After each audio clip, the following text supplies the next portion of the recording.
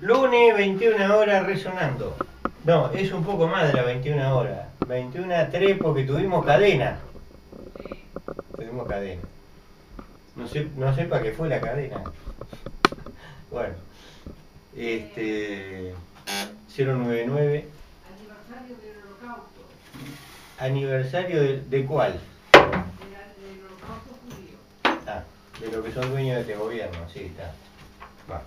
No, porque holocaustos hubo una cantidad, hubo un holocausto vietnamita, un holocausto armenio, el holocausto palestino que están llevando adelante día a día. Va, sí, este se hace cadena y se hace y se hace el otro. Los otros no importan, no son muertos. El holocausto indonesio. ¿Te acordás cuando el general Suharto derrocó a Sukarno y mató por lo menos 1 millón de personas? El holocausto de Ruanda hace algunos años. Esos son todos holocaustos provocados para poder saquear a África más cómodamente. En fin, el holocausto salvadoreño en los años 30. En fin, hay un pila de holocausto, pero hay uno que se hace la cadena. Porque esta gente tiene plata, sirven al imperialismo, entonces ese importa. Y ojo que lo digo, algún antepasado mío la quedó en ese holocausto, ¿no? Pero bueno, no valen más que todo lo demás que acabamos de mencionar y otro montón.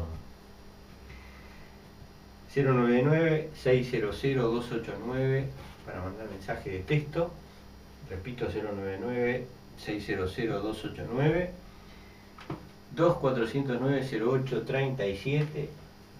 Acá con todo gusto Oscar les toma los mensajes. ¿Qué más? La página del blog. Habló poco vos, yo estoy cansado, estuve nadando hoy. Vos también estuviste nadando. Estuve nadando, sí. Pero vos tenés menos años. Haciendo un poco de deporte. Buenas noches a la audiencia. Y bueno, la página www.resonando en Fénix, o simplemente buscan Resonando en Fénix y ahí aparece toda la información. .blogspot.com, ¿verdad? Sí. Y los videos que lo estamos subiendo siempre al canal de YouTube Resonando 2013. Y no, lo que tenía para mencionarte era, bueno, es de público notorio conocimiento que el ministro de Defensa del gobierno del Fraude Amplio adelantó que dice que va a haber un tribunal de honor. ¿Te enteraste, no, William? Oscar. Sí. Un tribunal de honor para Sí. para los muchachos que están ahí en el spa video de Domingo Arena, para los genocidas de la dictadura, ¿verdad? Y bueno, entonces pudimos ver un artículo que a lo mejor es medio largo para leer, pero que le da una respuesta a esto, que lo vimos en el blog del muerto, que le da una respuesta a Jorge Zabalza por el blog Zurdatupa, Alberto Cabrera por el blog El Muerto y Alberto Pidal por el blog Noticias de Uruguay. Y en síntesis lo que pone acá el Tambero dice: en Uruguay, nueva maniobra hacia el olvido y perdón. El ministro de Defensa pretende imponer la tesis Fuerzas Armadas inocentes de toda responsabilidad por los crímenes del terrorismo de Estado. O sea, pero evidentemente que es una operación limpieza. Y como dicen estos compañeros, ¿no?, de estos blogs, si tiene tanto honor, que revelen la verdad y declaren en los juzgados, ¿no? Eso por un tema bien de derechos humanos, que es del pasado, pero está todos los días en el presente, ¿no? Y los crímenes y que que digan no están. Claro, una limpieza de pecados que intenta hacer el gobierno de las Fuerzas Armadas, que nosotros no le vemos razón de ser ni de existir, ¿no?, en este país, ¿no? Y bueno, y después lo otro, que es una noticia también que por lo menos nosotros lo vemos como bien importante, que por el tema de la regasificadora hay un comunicado de ayuno en el oeste de Montevideo que 2 personas, una compañera o un compañero, dice Rubén y Silva son vecinos del oeste de Montevideo que vienen acompañando el proceso del parque desde siempre. Silvia tiene 64 años, es trabajadora doméstica. Rubén tiene 54 años, profesional del Instituto Superior de Educación Física y funcionario municipal de Secretaría de Recreación y Deporte. También son participantes de la Organización de Usuarios de la Salud del Cerro, Red Intersocial Oeste, entre otras organizaciones comunitarias. Y del domingo 26 de enero al domingo 2 de febrero, 2 personas realizan un ayuno en contra de la instalación de la regasificadora y del dragado y de la contaminación de las playas, ¿no? Punta de Yegua, de ahí propiamente de Santa Catalina y Punta de Sayago, ¿verdad? Que hay un arrastre de barro. Mientras no me, y después mientras no me contamine los cilindros que y ahí está cerca, los cilindros estás 30 minutos caminando, ¿no? Sí, ahí estás ahí nomás. Y está todo el tema económico, ¿no? Que tú, digo, en la exposición y en el análisis sistemático de eso, digo, ¿no? Das que es totalmente inconveniente esto, ¿no? Más allá de todos estos contratos de inversión que hay, que son confidenciales, ya sabemos para la Tirí, ¿no? Ahora también el gobierno dice que va sí o sí, va a firmar. Acá dice, la un gran contrato de muñeca inversión. que estuvo en la marcha contra la Tirí no fue mostrada por la televisión en el desfile. Qué raro, inocente. Bueno, tomamos el mensaje, yo realmente carnaval no lo miré, no soy muy adepto. Pero bueno, sí, que la van a mostrar en la televisión, ¿no? Sería raro. Eso sí sería raro. Lo raro es que no lo muestren. Lo que no es raro es que no lo muestren. No, y de lo otro, sí, de lo otro digo que no sé si tenés otro mensaje más. No, y lo otro que recogemos un guante de unos Twitter que puso ahí el doctor Gustavo Salle, que decía que ningún contador, economista, gente que hace análisis económico, No dijo ningún económico. ningún economista. Y Digo, acá ¿no? economista no hay ninguno, digo, ¿no? Pero hablamos de economía política. Sí. Entonces, ¿cuál es el tema? Él decía de que nadie le hincaba el diente a... Si hubiera dicho atrevidos que hablan de economía, ningún atrevido que habla de economía política dijo tal cosa, entonces de ahí me sentiría medio tocado. Pero bueno, no, pero él decía en su tweet que nadie le recogemos el guante, que nadie exponía justamente a la Reserva Federal de Estados Unidos, que Y al BIS. Ahí está.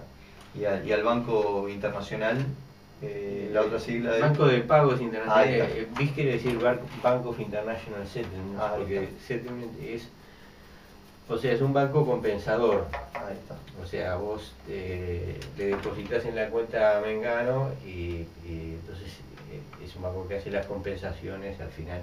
Bueno, sí, le damos la razón a Salle. Evidentemente que atrás son cárteles banqueros de grandes oligarcas que evidentemente que imprimen tinta y papel, ¿tá?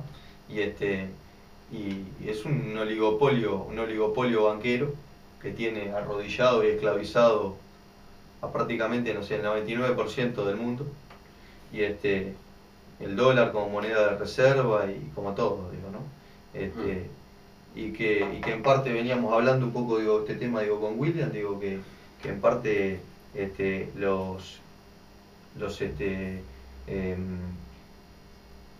las ganancias, ¿no? que supuestamente que tienen deberían ir en teoría a la tesorería, ¿verdad? de Estados Unidos. Supongo que van. Suponemos, digo, ¿no? Hace poco lo auditaron. Yo no hago las cuentas. Han imprimido, no sé, billones de dólares sin ningún respaldo de nada, ¿no?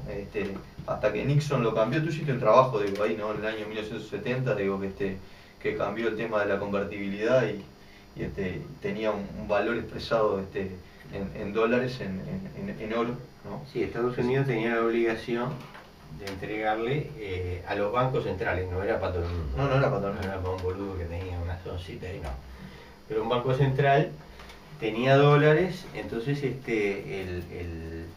la Reserva Federal, si se presentaba con esos dólares, le tenía que entregar el oro a una tasa de $35 por cada onza Troy. De una onza Troy por cada $35. O sea, un banco central le llevaba 35 millones de dólares, le tenían que entregar 1 millón de onzas de oro. Eso en el año 1971 Nixon dijo, bueno, ¿saben qué? No, se acabó. Chao. Y eso es un default, ¿no? Claro, sí, es un default, sí. Clarísimo. Un default es una Sí, cesación sí. de pago, digo, ¿no? Sí. Que no tiene, Una moratoria. no tiene ningún valor de nada, o sea, es tinta y Eso papel, lo hizo- y evidentemente el poder del dólar se basa en el complejo industrial militar que tiene Estados Unidos, la cantidad de misiles y Hay tropas que y tener todo, bastantes cañones Este- para darse ese tipo de lujo. Bueno, vamos a leer algún mensajito que vino acá. Y a vos te alcanza que estos jodidos declaren. Abrazo, Camilo. Postdata, agendate. Ese va personal para mí. Pregunta la intendenta interina María Sara Rivero, la misma que dijo que a los indigentes no había que darle comida ni abrigo. Inocencio, yo no sé. No sé si es la misma o no es la misma, no sé. A mí también, Probablemente sea así, sea, ¿no? Pero- probablemente sea, como dice Inocencio, la verdad que yo Inocencio tampoco. Es una pregunta en realidad condicional. Bueno, mira, lo de los bancos es realmente un tema fundamental, ¿no? De la economía. Los bancos pasan el dinero es el medio de cambio, el medio de fijación de los precios, el medio de atesoramiento, ¿no? O sea, es una pieza fundamental en cualquier economía que tenga dinero, porque hubo economías en otra época, en los albores de la civilización pre-civilizatoria, en la cual el dinero no existía como tal. Entonces, los bancos al manejar el dinero manejan un resorte clave de la economía, ¿no? A eso creo que es lo que aludía en definitiva el doctor Salle, que habla así un poco una historia Sí, de la Reserva Federal de la Reserva Federal, del que banco. se constituye en 1913, ¿no? El Banco de Pago de Basilea. El Banco de Pago de Basilea tiene una importancia fundamental porque es el gestor del sistema SWIFT. El sistema SWIFT es el sistema que se utiliza electrónico, que se utiliza en todas las de transferencia de pago. La transferencia de dinero internacionales, ¿no? Claro. Por ejemplo, a Irán lo están matando con las sanciones porque lo excluyeron del sistema SWIFT. Lo bloquearon. Entonces, nosotros casualmente sin tener nada que ver, ¿no?, con esto que había planteado Salle, hicimos un trabajo en relación al tema y algunas otras cosas en Venezuela. Pero antes quería hacer una aclaración, una metida de pata del programa anterior. Sí. Hubo metida de pata. Yo dije si tomábamos a Aratirí como los pozos, el pozo más grande tenía, creo que dije 250 metros de diámetro casi. No, fue un error. O sea, el pozo más grande tendrá aproximadamente entre 2.500 y 3.000 metros de diámetro, ¿no? Y aquello que habíamos hablado de la imagen, después saqué la cuenta. La imagen que circula en las redes sociales. Una imagen que circula en las redes sociales que tiene un agujero que ocupa más o menos, yo qué sé, un tercio del país por lo menos. Bueno, en un mapa de Uruguay que no está a escala. Que no está a escala. Toda el área de influencia de Aratirí, o sea, lo que podría ser, poniendo por caso un área de 10 kilómetros de diámetro, en ese mapa tendría 6 milímetros si tomamos un mapa de 20 centímetros de Cuarén, de Villa Unión hasta Montevideo, esa área tendría un diámetro aproximadamente de 6 milímetros, ¿no? O sea, sería visible, pero no ocuparía medio país, ¿no? Bueno, pero valga la aclaración porque Pepe es un oyente. Sí. Yo tuve oportunidad de leerlo. Yo te lo mandé también. Sí, me enviaste, yo- Me pegó un oyente. No puede decir muchas metidas de pata porque aparte están los videos, digo, ¿no? También digo, no, aparte de lo escrito, digo, está lo escrito, documentado. digo, está documentado también Claro. en los videos, digo, y aparte nosotros, digo, como una cosa que tú dijiste muy bien, digo que, digo, por lo menos a mí en lo personal, no me gusta que me mienta, pero no me gusta mentirle a nadie. Y tú lo dijiste bien claro, nosotros acá no estamos para mentir, estamos para hacer un análisis de la economía política y de las cosas. Y si cometimos errores no hacemos como el gobierno, si cometemos errores ni como los demás partidos políticos de esta derecha con representación parlamentaria. Si cometemos cualquier error, mucho trabajo en solitario también, digo. Sí. Si uno comete error, bueno, hacemos la fe de rata correspondiente. Está bien. Bueno, nosotros hicimos un pequeño trabajo que no está publicado, no consideramos que le faltan cosas. Un amigo nos pregunta por la situación, o sea, nos manda un artículo cortito de un tal Iván Gutiérrez sobre Venezuela, seguramente es un venezolano, y nos pregunta un poco qué opinamos del trabajo ese, ¿no? No lo vamos a leer el trabajo, cuando publiquemos el nuestro lo vamos a publicar la referencia para que el oyente que lo quiera ver lo vea, ¿no?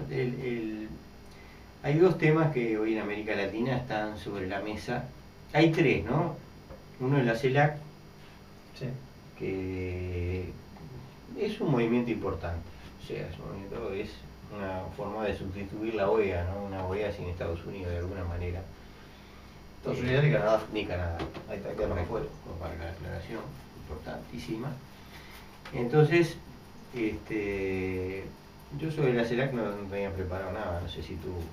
Había visto algunos videos. Ahora estoy hablando de América Latina, tenés que hablar de la CELAC, que está en estos días. Sí, ¿no? en Cuba, digo, ¿no? O sea, en la cumbre que está hecha en Cuba. Yo no soy muy... no me provocan un entusiasmo sublime. No me inflama el entusiasmo sublime por estas cosas, porque les veo mucho de superestructural, pero yo creo que tienen su importancia, ¿no? Tampoco se puede decir que son cosas irrelevantes y trascendentes, ¿no? Y que las decisiones se iban a tomar en un consenso, digo, ¿no? Claro, entonces ahí hay una gran heterogeneidad. Ahí está. Y en esa heterogeneidad no vas a lograr cosas muy radicales, pero de todas maneras son un avance en relación a lo que había, ¿no? De cuando Cuba estaba fuera de la OEA, expulsada, qué sé yo, que ahora Cuba siendo una sede de un organismo que en definitiva, de alguna manera, es la sustitución de la OEA, es el futuro de la OEA sin Estados Unidos y su potencia alcahueta, que es Canadá. Lamentablemente no hay otra forma de nombrarlo. Entonces, la dejamos por ahí. Vamos a dos temas que a mí personalmente me tienen muy preocupado, ¿no? Lo de Argentina y lo de Venezuela. O sea, en ambos países están sucediendo cosas que no van en el buen sentido, ¿no? Venezuela había habido una devaluación en 2013, no recuerdo bien el mes, pero más bien a principios, que tomó a mucha gente de sorpresa ¿cómo voy a decir? Las devaluaciones tienen un efecto, en principio van a pegar, tienen múltiples efectos, ¿no? Son muy importantes. La devaluación quiere decir que aumenta el tipo de cambio en relación al dólar, ¿verdad? En este caso, la devaluación que estamos hablando de 2013, de 4 y algo bolívares pasó a 6 y algo bolívares, el cambio oficial. En Venezuela también hay un cambio negro que anda, no sé, es estratosférico, Sí. 8 veces 40, 50, 60, qué sé yo. ¿Qué quiere decir devaluar? Bueno, ¿para qué se usaba ese cambio oficial? Bueno, ese cambio oficial se compraban, por ejemplo, las importaciones. O sea, un importador, una empresa que se dedicaba a la importación en Venezuela, compraba pollos uruguayos, por poner un ejemplo. Entonces, el Banco Central de Venezuela, o a través de unos organismos cambiarios gubernamentales, le vendía dólares a 4 bolívares y pico. O sea, cada pollo le costaba a esa empresa X bolívares, pero que equivalían a un bolívar de 4 y pico dólares. Al devaluar, automáticamente esos pollos para el mercado interno venezolano, independientemente de la ganancia que de los importadores venezolanos, que son fabulosas, estratosféricas, ¿no? Le costaba prácticamente un 50% más. O sea, si alguien iba a comprar el pollo y le costaba, no sé, por decir un número en el aire, 100 bolívares, al otro día le costaba 150, porque el importador había tenido que poner más bolívares para... Esa es la relevancia de la devaluación. Estos días hubo otra devaluación, pero media encubierta, porque como hay dos organismos que venden dólares para los importadores, dijeron, bueno, uno de los organismos va a vender los dólares en vez de a 6 y pico, a 11 y pico. Es una devaluación que se acerca al, no sé, al 80, 90%, y que tiene las connotaciones que acabamos de mencionar.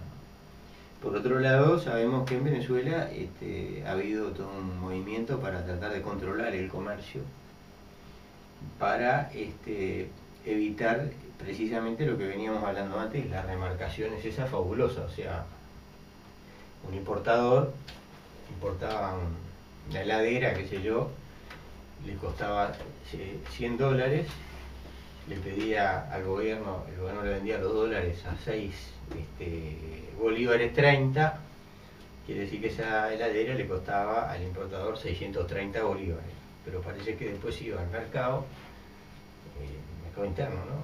A la tienda, y la vendía en vez de 630, la vendía a 5.000 bolívares, ¿no? O sea, había todo un mecanismo de agio de explotación, basado en que, evidentemente, en que no cualquiera podía, porque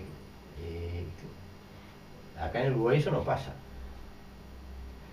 por dos razones. Una, porque hay libertad total de movimiento de capital y libertad de cambio, pero dejando de lado la libertad de cambio, hay un tema que es la competencia. Si yo importo, vamos a hacer algo que en alguna escala, pequeña escala, en algún momento dice teléfonos celulares, yo sé que si quiero lo puedo poner en venta a 10 veces lo que me costaron, pero nadie me lo va a comprar.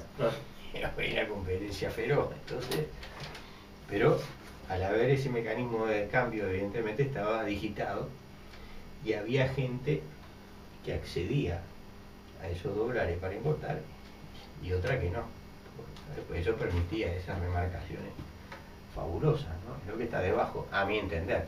Yo nunca estuve en Venezuela, pero hay cosas que no hace falta estar para. Yo creo que en parte lo entendiste bien, digo, porque hablaste de los pollos, y acá, por ejemplo, Uruguay es uno de los principales países exportadores de productos avícolas a Venezuela, y acá justamente lo que hablaban de que se trancaban algunas exportaciones a Venezuela porque los que importaban de Venezuela no accedían rápidamente a esos dólares. Claro. Entonces ahora les sirve más la propuesta esta del sucre, ¿tá? Para... Sí, pero el sucre es, digamos, el sucre es otra historia, o sea. Pero sí, es por el lado donde tú lo dijiste, sí. El sucre no, hasta donde yo tengo entendido, no está prácticamente funcionando. Pero sí, es una cosa muy prometedora. No todos accedían al dólar. ¿Qué quiere decir sucre? Sistema único de compensación, sucre, sistema único de compensación. Ahora no me acuerdo. Hay que verlo ahí en internet. El sucre es el proyecto de hacer una especie de moneda, por lo menos de intercambio internacional continental, de Sudamérica. Bueno, pero por ahora dejemos el sucre afuera, Pablo. Pues pero yo el ejemplo que te lo dije era porque justamente ellos, los que exportaban de acá del Uruguay, o sea, la burguesía uruguaya que exporta a Venezuela, sabían que en Venezuela había gente que accedía a esos dólares, como tú decís, pero no eran todos. No, por ese sistema, ¿no? Por ese sistema de que el Estado le vendía dólares. Entonces, nosotros, digamos, lo que escribimos, bueno, sobre el trabajo de análisis de Iván Gutiérrez, que se mueve dentro del espectro de lo posible una economía capitalista y cuyos dirigentes manifiestan una intención socialista, que no se ve mucho, ¿no? Entonces, después de los grandes cambios ocurridos a instancia de Chávez, el principal de los cuales fue la expropiación de parte significativa de la renta petrolera y su utilización en parte para financiar necesidades básicas insatisfechas de las clases populares, se nota la cada vez más creciente apropiación de dicho excedente por parte de la burguesía. Es lo que veníamos mencionando antes, ¿verdad?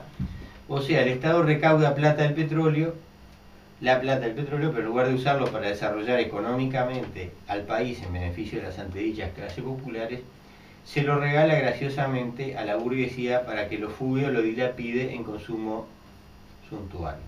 Una parte, ¿no? Porque evidentemente no. Otra parte va efectivamente en beneficio del pueblo, ¿no? ¿Era y es esto evitable en nuestra opinión? Sí. La historia abunda en ejemplos de los medios, los canales, las vías por las cuales la burguesía aprovecha los espacios que le dejan gobiernos con intención revolucionaria para destruirlos. Personalmente nos tocó vivir el caso chileno, hace muchos años, pero nuestro recuerdo no puede de menos de salir a flote cuando vemos las informaciones que surgen de la Venezuela de hoy. Desabastecimiento, fuga de divisas, intentos vanos por controlarlos, sabotaje económico, devaluación monetaria, etc. Eso lo vivimos en Chile nosotros en los años de Allende, un periodo breve, porque en realidad Allende asume a principios de 1970, fines de 1970, y el golpe de Estado es en septiembre de 1973, ¿no? O sea, no llega ni a cumplir 3 años completos. Y todo eso fueron instrumentos del golpe, ¿verdad? En Venezuela, al igual que en Chile, un gobierno indudablemente, me refiero a sus principales referentes, interesado en operar a favor del pueblo, está siendo derrotado por la burguesía nacional e internacional. Esto es una afirmación grave, pero es la impresión que tenemos, que yo tengo. La diferencia principal es que el dirigente máximo del proceso venezolano provenía del estamento militar y pudo y supo controlar a los sectores golpistas más reaccionarios que lo integraban. Podríamos decir mejor que pudo apenas, porque de hecho casi lo matan en 2002. Sí. A partir de la derrota del golpe y posteriormente de que le infligieron Chávez y el pueblo a la mafia burocrática contrarrevolucionaria enquistada en PDVSA, porque hay 2 golpes. Uno es cuando lo llevan a Chávez detenido, que estuvo ahí, no sé, un día y medio. En 2002. En 2002. Y inmediatamente, dentro de los mismos militares, se da un contragolpe, también la presión popular, pueblo movilizado, lo liberan a Chávez, pero después viene el intento de golpe de PDVSA, que es paralizar todo el sistema informático y de hecho paralizar completamente la producción y exportación de petróleo de Venezuela, ¿no? Que ahí cuando Chávez da el contragolpe y echa a varios miles de gerentes de PDVSA, despide a varios miles de gerentes de PDVSA y toma el control, ¿no? Costó mucho, pero al final efectivamente PDVSA empieza a funcionar de nuevo y se recuperan las exportaciones de petróleo. Bueno, entonces, ¿qué se pudo haber hecho diferente? Bueno, muchas cosas, pero a nuestro juicio hay 2 o 3 que fueron y se manifiestan hoy como decisivas. Uno, la estatización del sistema financiero. Que conste claramente, no hablamos del manido e inconducente término nacionalización, porque hay gente que estatización le suena fuerte, entonces dicen nacionalización. Sí, como que la banca es de capital nacional. Nacionalizar, bueno, se la vas a buscar, digamos, los peiranos. Sí, pero capital nacional. Así, sí. Claro, capital nacional, no. Y tampoco hablamos de los bancos, hablamos del conjunto del sistema financiero. Si vos dejás financiera, distintas casas de cambio por ahí, en definitiva lo mismo, ¿no? No se pueden controlar las principales variables de la economía en un sentido revolucionario, popular y antiimperialista, teniendo parte significativa menos mayoritarias del manejo del dinero en manos privadas del sistema financiero. Me cuesta mucho, y lo digo con el corazón en la mano, comprender por qué Chávez no lo hizo. No puedo entender. ¿Por qué pienso, tal vez esté equivocado, que hubo un buen tiempo después del golpe y del victorioso contragolpe durante el cual tuvo oportunidad de hacerlo? O sea, de todos esos, de los 2 golpes que acabo de mencionar, yo creo que Chávez sale políticamente muy fuerte, ¿no? Segundo, el control absoluto del comercio exterior. Acá es otro problema que se ve patente, ¿verdad? Se ve con total claridad, ¿no? O sea, todo lo que está pasando ahora no es más que una manifestación de las consecuencias de no haber tomado esa medida clave en su momento. Y no hay excusas. Tanto las grandes empresas que suelen controlar el comercio exterior, cuanto los que controlan los bancos, son sectores absolutamente minoritarios, numéricamente insignificantes en la población. Miramos acá el gran comercio. ¿Cuánta gente? ¿Cuántos son los accionistas? Bueno, Llegan puede tener miles de accionistas regado por todo el mundo. El consorcio Llegan dijo de voto. Pero en los hechos, la cantidad de gente vinculada directamente al control, los gerentes, la runfla esa, ¿no? De gerentes, mando, de jerarquía, esos son Un puñado. un puñadito. O sea, acá no estamos afectando a miles de personas que vamos a tener grandes manifestaciones de los directamente interesados. Acá estamos, ¿no? Es un puñado poderoso, pero es un puñado, ¿no? Y los bancos lo mismo. Entonces, son sectores absolutamente minoritarios, numéricamente insignificantes de la población.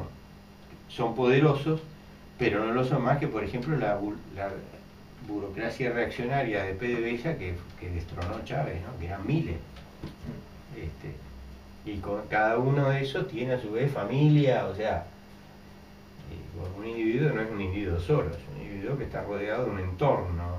Eso, reacciona, el individuo reacciona a su entorno, ¿verdad? Si se pudo con ella, con esa mafia burocrática, que además controlaba nada más y nada menos que la fuente de divisa del país, porque La renta petrolera. Venezuela las exportaciones es casi todo petróleo, ¿no? Claro. Hay muy poquitas cosas fuera del petróleo. Parece casi un juego de niño aniquilar como sectores económicos al comercio exterior y a los bancos y financieras. Y después tenemos el control del gran comercio interno, ¿verdad?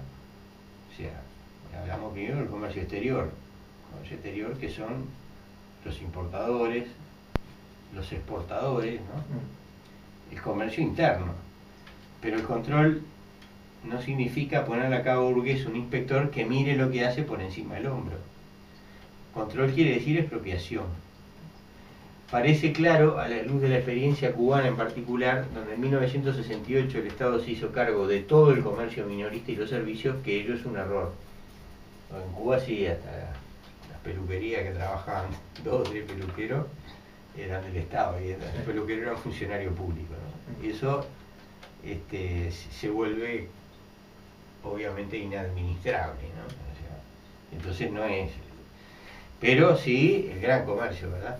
Sin embargo, a la luz del desarrollo tecnológico que multiplica las posibilidades de control de facturación, stock y demás variables contables, no puede permitir un país que pretenda recorrer un camino socialista que la burguesía le maneje los grandes centros comerciales minoristas y la distribución de las mercancías. Totalmente de acuerdo, estoy bien analizado. Digo, Tiene que ser así. ya, Y somos partidarios de la expropiación sin indemnización. sí, Bastante ganaron y bastante chuparon y bastante trataron toda la vida. Eso de indemnización tiene que ver con la forma en que desde el punto de vista ético estoy 100% de acuerdo contigo. Desde el punto de vista político se verá llegado el momento. Pero en esencia, este comercio, si no lo maneja el Estado, ¿Qué es mejor de Estado? estamos jodidos, ¿verdad? Entonces, en particular, lo que vale para vale para el comercio, para el gran comercio vale, o sea, el almacén de la esquina seguirá existiendo. No quiere decir que hay que expropiar el almacén de la esquina o cerrar el almacén de la esquina. El bar. Sí. Eso, algún día se verá qué se hace con eso, pero claro, eso sí, esos son miles y miles y miles de personas y aparte es difícil de controlar. Controlar un supermercado hoy en día es poner en marcha un sistema informático que ya existe además, y que permite un control en tiempo real, un administrador central. Hoy en día un jerarca de Lean en Francia puede saber cuánto está facturando, llega a facturar a la mañana la máquina, Claro. la caja La caja número particular, 5, seguro. la caja número 5 Y la del combinación de local que está artículos, allá todo. en el Parque Roosevelt. Por supuesto que sabe todo. Y puede saber hasta el stock en tiempo real. O sea, entonces ya no es como antes, ¿no? Que tenía montones de funcionarios con un lápiz y una libreta anotando. Hoy día todo eso facilita precisamente la socialización, facilita la concentración del capital, por supuesto, pero también facilita la socialización llegado al caso. Claro. Y que justamente para que no pase también que te desabastezcan a la población de productos necesarios de primera necesidad. Por supuesto. Porque te lo hacen como una medida contrarrevolucionaria, ¿no? Claro. Entonces hay que profundizar los cambios revolucionarios. Por supuesto. Porque ellos saben bien lo que la población consume, en la cantidad que lo consume y en la temporada que lo consume. Y hay cosas Además, de privacidad. pensando, por ejemplo, en un país como Venezuela, en la cual una gran parte del comercio se basa en productos importados, eso también hay que cambiarlo, eso no puede seguir así. Pero bueno, mientras es así, todavía es más fácil de controlar, ¿verdad? Porque cuando vos tenés que controlar la producción ya es más complicado. O sea, las cosas que se producen en el país, los tomates, la zanahoria, la cebolla, es más complicado. Pero esas cosas importadas es una papa controlar todo eso, ¿no? Está fuera de mis posibilidades y de las intenciones de este modestísimo aporte entrar en otra temática, que es la temática política de Venezuela, ¿no? Donde se ve que hay muchos problemas. Me refiero en qué medida el PSV, el Partido Socialista Unido de Venezuela, tiene contacto con las bases, el sujeto social, ¿verdad?, del proceso venezolano, en qué medida es representativo de los intereses de las bases. Pero bueno, sobre todo eso uno puede tener una idea, pero no era el objetivo, ¿no?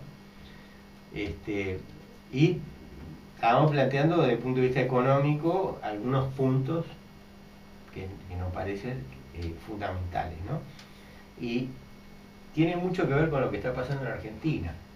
En Argentina, bueno, no hay un gobierno con intención socialista, está claro, ¿no? Sí. Explícitamente, tanto Kirchner como Cristina Fernández dijeron en su momento que no son socialistas. Pero, de todas maneras, hay un intento de llevar la economía por lo menos alejada de los rumbos neoliberales, ¿no? Y eso llevó a tomar medidas que en su momento nosotros nos pusimos muy contentos, como el recorte que le hicieron a la deuda pública, como la estatización de las cosas. Antes de eso, la FJP. La FJP, la FAP, la quitaron, seguro. El Estado tomó agarró la administración de esa masa enorme de dinero. El otro día me reía porque un comentarista de estos de acá, facho de acá, decía, porque se quedaron con la jubilación, con el dinero de la jubilación de la gente, ¿no? Dice ¿quién lo tenía antes? Lo tenían los bancos. O sea, los bancos, como si los jubilados hubieran tenido el dinero en el bolsillo y después le sacaron el dinero. Y los trabajadores, tenían el dinero. No, la plata la tenían los bancos. Y se la sacaron la papa a los bancos. Y la agarró el Estado. Estos prosistemas intentan siempre la estafa intelectual, ¿no? El engaño sistemático, ¿no? Acá, aparte de usar el dinero para comprar letras de regulación monetaria y ser prestamista del Estado, también son, como veníamos comentando, ¿no?, de empresarios privados. Son financistas de grandes fideicomisos de la construcción, que el principal financista es el Estado a través de dinero de los trabajadores. Y sí, el Estado, porque si mañana esa plata no es repagada, el Estado va a tener que pagar la jubilación igual. No puede decir a los jubilados: mire señor, usted no sabe que no se puede jubilar porque le pusimos la plata al fideicomiso de la Ecuedera ahí en los edificios que van a hacer. De las dos torres de ahí del Nuevo Centro. Arriba del Nuevo Centro, y fue ruinoso, no se vendimos, se construyó, no se vendió nada. ¿Sabés que le dieron la habilitación en altura, no? Sí. Le dieron la habilitación. La Intendencia le dio habilitación en altura. Sí, si yo la pido no me la dan. Ni tampoco te van a financiar a través de la. Dieron 2,5 millones de. Sí, pero no dieron el 10% de las ganancias, dieron el 5%. El 5% de las ganancias. El 5% de las ganancias, 2,5 millones de dólares. Para que lo realicen en altura. Quiere decir que las ganancias son 50 millones. 50 millones de dólares. Casi nada. Y no ponen un peso. Pero no ponen la plata. Nada, ni un peso. Está buenísimo. Así cualquiera. Porque después... No, y de Cuederi sacado. Sí. ¿Serán los sobrinos del Pato Donald? Porque el Pato Donald es el papá Estado. Somos nosotros que ponemos la plata, los trabajadores. Sí, y eso es lo que figura. Tío Rico, papá Estado. Hay unos cuantos que no figuran. Claro, por supuesto. Pero no vamos a decir nombres, porque son suposiciones. Entonces así se forma la lista. Oscar, me olvidaba. Estás en la lista, Oscar. ¿De qué? ¿Cómo que qué lista? La lista, Oscar. Dentro de los 10 primeros puestos. Dentro del ranking de los 10 La primeros. lista de los 120. Que tiene moja. Y que tiene moja. Mucha moja. Que Mega publicó rico. Cara Sicaret. Mega rico. Estás Oscar. Felicitaciones, Oscar. No, a ver, pero ahora no tenés que invitar a comer una pizza. Aunque sea no vas a invitar a una mozzarella ahí en las flores, ¿no? ¿Qué hago acá? ¿Eh? ¿Qué estoy haciendo acá? Y no sé. Si te gusta, ¿Te es gusta? hobby, ¿Sos es hobby. vocacional? Es el hobby, sos vocacional. Sí, claro. Te gusta. Bueno.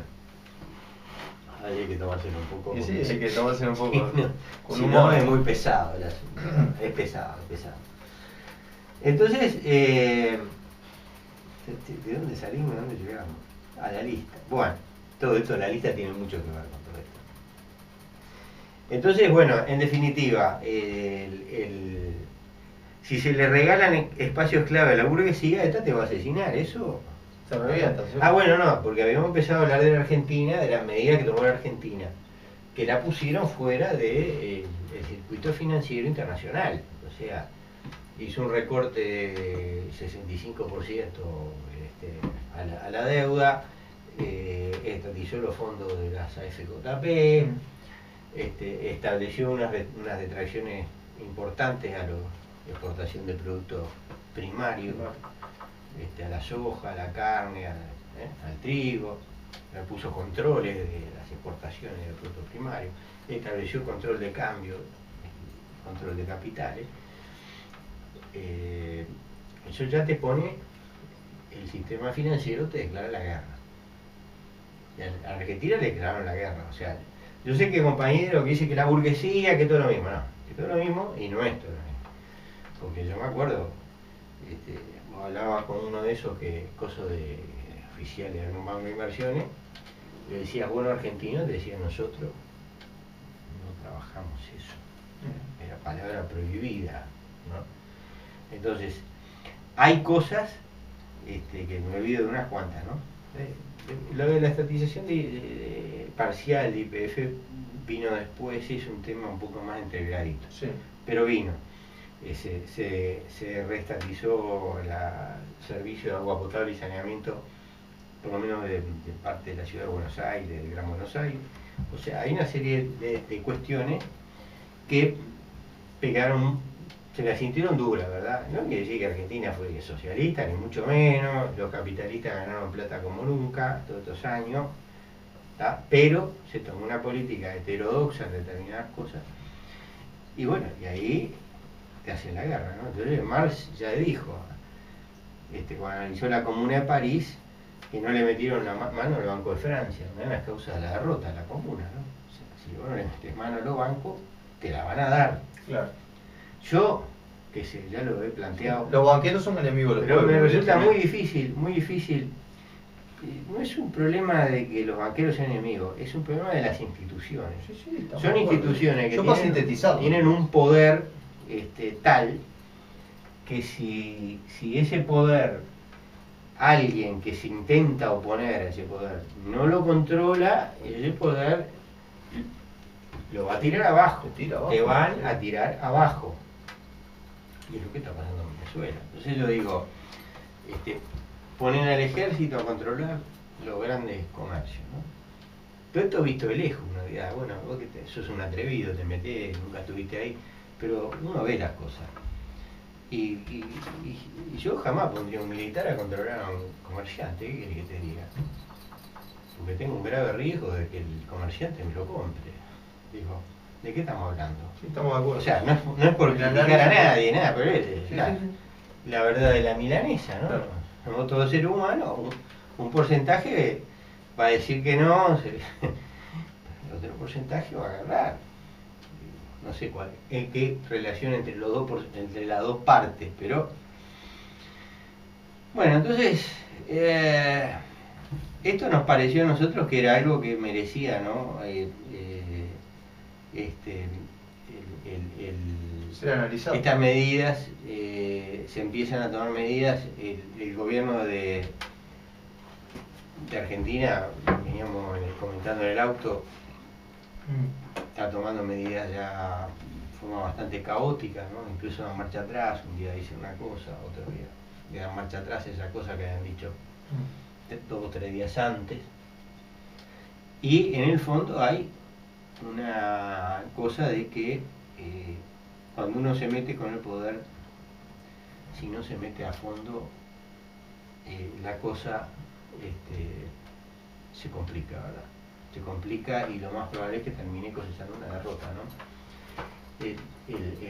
En Venezuela incluso hay una información, fue desmentida esa información por una autoridad oficial, pero uno tiene la impresión de que no, algo había.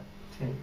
Es una información de noviembre de que estaban en negociaciones con Goldman Sachs para obtener crédito a cambio de las reservas de oro que tiene Venezuela, o sea, de alguna forma de prendar las reservas, porque Venezuela tiene una cantidad significativa de reservas de oro, ¿no? En oro. Que Chávez, antes de morir, una de las cosas que hizo fue repatriarlas, o sea, porque estaban depositadas en Inglaterra, en Estados Unidos, extranjero, sí. las hizo repatriar. Y lo más terrible con el trabajo es que es autoinfligido, porque Venezuela recibe el Estado, no sé, como 90.000 millones de dólares por las exportaciones de petróleo, ¿no? Es absolutamente inconcebible que tenga penuria de dólares, que estén devaluando, que estén presionados, cuando realmente es un país que está sentado sobre un lago de petróleo, que está exportando una cantidad de petróleo, ¿verdad? Y uno simplemente no entiende. No es que tampoco sea una cantidad de petróleo como para que todos los venezolanos vivan como príncipes y rascándose, y no. Pero digo, de todas maneras es una cantidad muy importante de dinero, ¿verdad? Menos de 30 millones de venezolanos, 90.000 millones de dólares es un montón de plata, ¿no? Y decíamos también que hay una experiencia en América Latina. Está el caso de Cuba, ¿no? O sea, Cuba, un país pequeño, pobre en recursos naturales, porque Cuba tiene petróleo, pero tiene mucho menos del que necesita, a los niveles que consumen los cubanos, que son muy, pero muy inferiores a lo que se consume en otros lugares del mundo. Tienen níquel, reserva de níquel, pero de níquel no vas a vivir, no es un metal que permita funcionar un país en base a las exportaciones de eso. Y después tienen que trabajar con problemas de agua para la agricultura, la ganadería, territorio pequeño, una densidad de población muy elevada. Y a pesar de eso, controlando esas variables, ¿no? En Cuba sí no anduvieron con vuelta, ¿no? Se estatizó todo el sistema financiero, se cambió el dinero, o sea que ahí literalmente se expropió a todos los que tenían dinero acumulado por encima de una cierta cantidad. No era una cantidad mínima, pero era una cantidad, pero por lo que tenían por encima de eso marcharon. Y bueno, y se ha resistido, ¿no? Se ha resistido en condiciones muchísimo más difíciles que, por ejemplo, las de Venezuela, ¿no? Yo digo, hay muchas cosas diferentes. En otra época existía la Unión Soviética, sí, todo eso es verdad, pero también en ese momento se podían esgrimir miles de razones, entre comillas, para no tomar esas medidas, ¿no? El imperialismo en aquel momento, invadir países latinoamericanos era casi una rutina, ¿verdad? Alguien hacía algo y lo invadía en 5 minutos. Hoy ya no es tan así, al mismo tiempo. En fin, y bueno, nosotros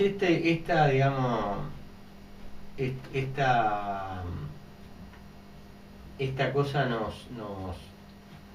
nos llevó a plantearnos también todo el tema del derrumbe de la Unión Soviética,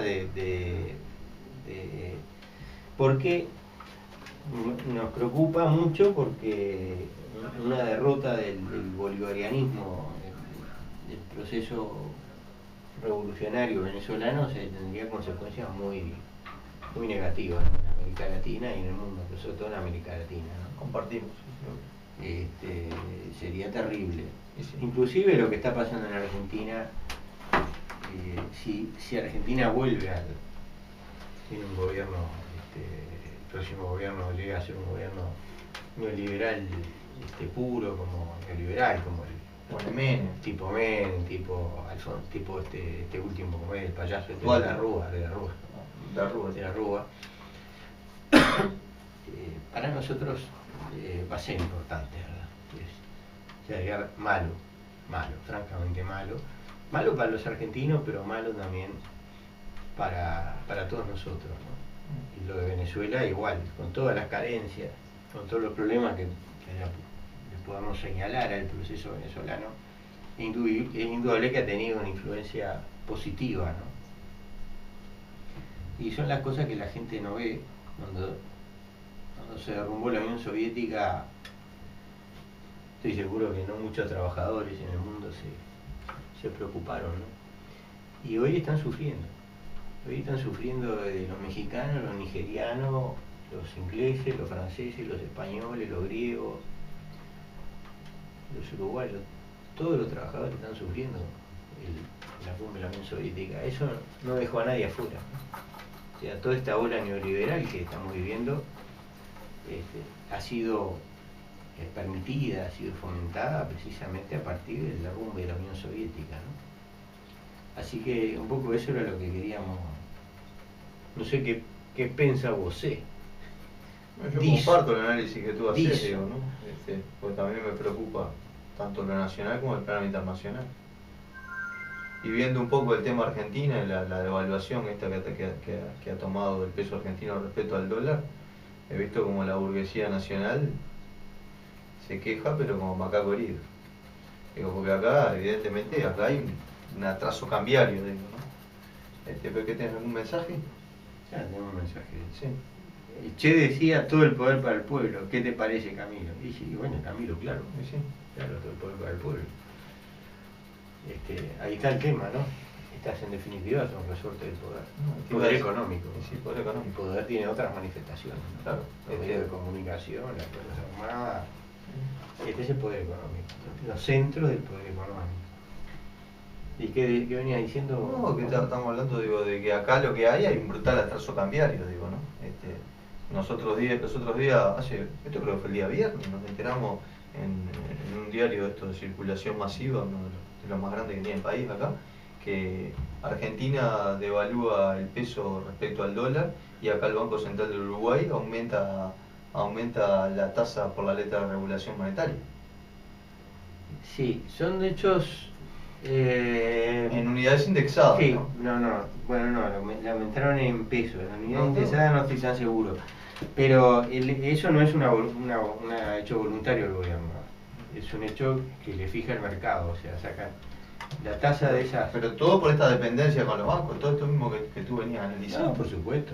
Esto es una política económica completamente irracional. Al vicepresidente de la República, el contador neoliberal Daniel Gastori, dice que no le gusta hablar de modelos económicos. El modelo económico con dólar bajo, con dólar alto, no le sirve al pueblo trabajador. Lo que no le sirve es el modelo económico de este capitalista.